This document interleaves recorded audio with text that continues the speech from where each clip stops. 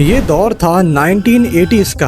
पाकिस्तान में रिटेल का कल्चर अभी नया नया आया था। उस वक्त गलियों के किनारों पर छोटी छोटी दुकानें हुआ करती थी, जहां काफी लिमिटेड वैरायटी होती थी और कस्टमर्स के पास चॉइसेस भी बहुत कम हुआ करती थी। उस वक्त किसी ने भी नहीं सोचा था कि एक वक्त ऐसा भी आएगा जब सिर्फ एक छत के नीचे ग्रोसरीज, हाउस होल्ड गुड्स और कपड़े भी सब कुछ दस्तयाब होंगे, और वो भी अफोर्डेबल प्राइसेस पर। इसी दौर में बशीर नामी एक खानदान एक नई सोच लेकर आया। एक ऐसी सोच जो सिर्फ बिजनेस बनाने की नहीं थी, बल्कि शॉपिंग के कल्चर को चेंज करने की थी। और इसी सोच ने जन्म दिया पाकिस्तान के सबसे बड़े और मशहूर रिटेल चेन चेज़अप को। उस वक्त सुलेमान बशीर के वालिद साहब ने सबसे पहला स्टोर भादराबाद के एक शहरी इलाके में खोला। उस वक्त ये सिर्फ एक छोटी सी दुकान थी, लेकिन इसके पीछे एक विजन था कि कस्टमर्स को क्वालिटी प्रोडक्ट्स मिले, अफोर्डेबल प्राइसेस पर मिले और हर आइटम एक ही जगह पर मिले। ये कॉन्सेप्ट उस जमाने में किसी ने भी नहीं सोचा था, लेकिन बशीर फैमिली इस सोच को लेकर काफी कॉन्फिडेंट थी। उनका मानना था कि अगर एक जगह पर सब कुछ सस्ती और क्वालिटी में मिल जाए तो कस्टमर्स अपने आप वापस आएंगे,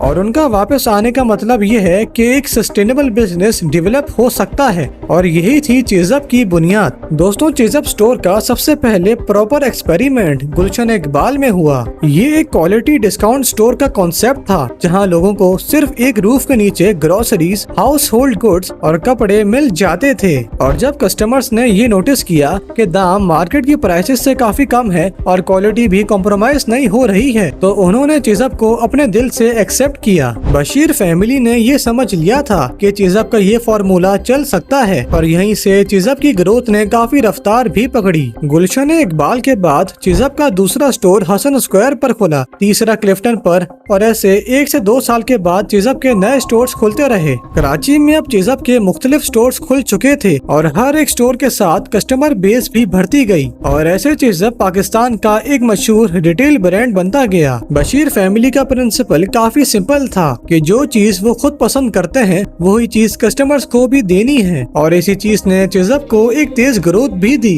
लेकिन दोस्तों, हर सफर के रास्ते में कई मुश्किलात भी आती हैं, और चेज़अप के इस सफर में भी काफी मुश्किलात थी। जब बड़े बड़े बिजनेस ग्रुप्स ने देखा कि रिटेल पाकिस्तान में एक प्रॉमिसिंग ब्रांड बनता जा रहा है, तब उन्होंने भी पाकिस्तानी मार्केट्स में एंट्री लेना शुरू की। कुछ ग्रुप्स ने तो चेज़अप के स्टोर्स को लीज पर ले लिया, और ऐसे बशीर फैमिली को अपना स्टॉक क्लियर करना पड़ा और अपने ऑपरेशंस को वक्ती तौर पर उनके हवाले भी करना पड़ा। बशीर फैमिली पर एक वक्त ऐसा भी आया था जब उन्हें लगता था कि उनका ये बिजनेस खत्म हो जाएगा, लेकिन असल एंटरप्रेन्योर्स वही होते हैं जो मुश्किल वक्त में हिम्मत नहीं हारते हैं। बशीर फैमिली ने ये डिसाइड किया कि अगर चेज़अप को दोबारा रिलॉन्च करना है तो और भी मजबूत फाउंडेशन से करना होगा। उस दौरान बशीर फैमिली ने एक क्लोजअप सेल लगाई जो इतनी सक्सेसफुल हुई कि इसने बशीर फैमिली को ये कॉन्फिडेंस दिया कि वो अपना बिजनेस दोबारा से शुरू कर सकें। बहरहाल बशीर फैमिली ने अपने बिजनेस को रिलॉन्च करने से पहले 3 चीजों पर क्रिस्टल फोकस किया। पहली चीज, क्वालिटी कॉम्प्रोमाइज नहीं करनी है, दूसरी अफोर्डेबिलिटी मेंटेन करनी है, और तीसरी सिर्फ एक छत के नीचे कस्टमर्स को मैक्सिमम कैटेगरीज देनी है। बशीर फैमिली की इस स्ट्रेटजी ने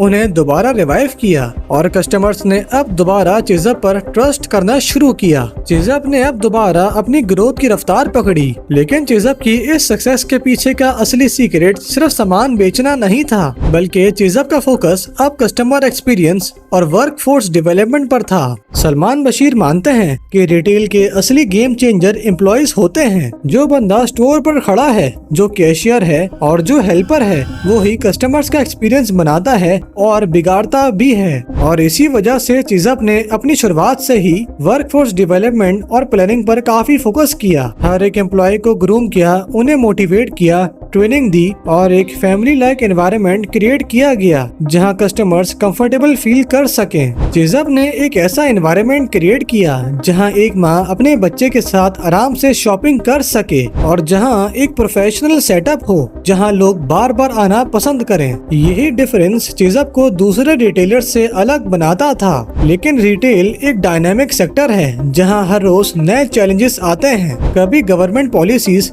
कभी FBR रेगुलेशंस, स्ट्रेस, कभी टैक्स इश्यूज और कभी सप्लाई चेन के मसाइल। हर चैलेंज ने चीजअप को टेस्ट किया, लेकिन हर दफा चीजअप नए तरीके से अडेप्ट करता गया। सुलेमान बशीर कहते हैं कि रिटेल पाकिस्तान में अभी उस स्टेज पर है जहां टेलीकॉम साल 2000 में हुआ करता था। अगर रेगुलेटरी इश्यूज को सही तरह हैंडल किया जाए तो रिटेल पाकिस्तान का सबसे बड़ा सेक्टर बन सकता है और पाकिस्तान की इकोनॉमी को काफी बेहतर भी बना सकता है। दोस्तों, आज चीजअप सिर्फ एक दुकान नहीं बल्कि एक मूवमेंट बन चुका है। चीजअप के स्टोर्स आज पाकिस्तान के हर एक बड़े शहर में हैं। रोजाना हजारों लोग चीजअप से शॉपिंग करते हैं क्योंकि चाहे ग्रोसरीज हो, हाउस होल्ड गुड्स या फिर कपड़े, सब कुछ सिर्फ एक छत के नीचे दस्तयाब है। चीजअप अब एक हाउस होल्ड नाम बन चुका है जिसे हर क्लास का बंदा जानता है और ये सब कुछ एक विजन की वजह से पॉसिबल हो सका, जो कि था क्वालिटी और अफोर्डेबिलिटी को साथ लाना।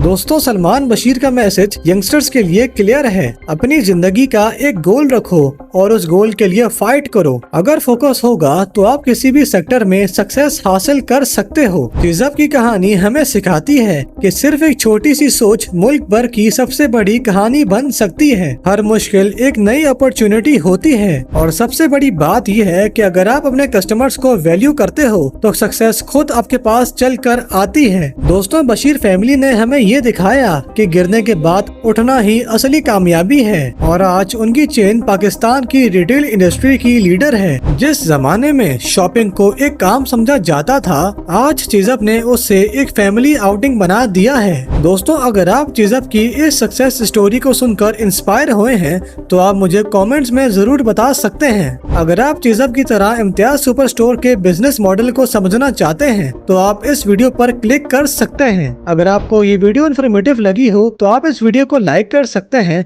और चैनल को सब्सक्राइब कर सकते हैं।